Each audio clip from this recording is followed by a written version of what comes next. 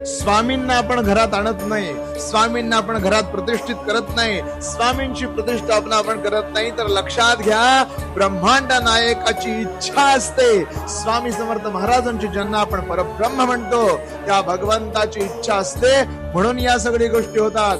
महाराजांचं लक्ष असतंय म्हणून आपण त्यांची सेवा करू शकतो. महाराजांची इच्छा असते म्हणून आपण त्यांना देवाऱ्यात बसवू शकतो.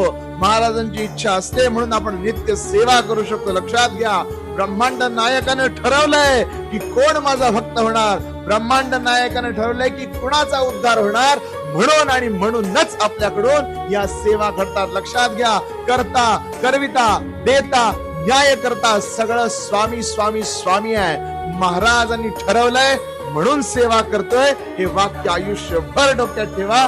कधीही गर्व, कधी ईर्ष्या, कधी दंभ मनात येऊन स्वतःची सेवा वाया जाणार नाही. श्री स्वामी.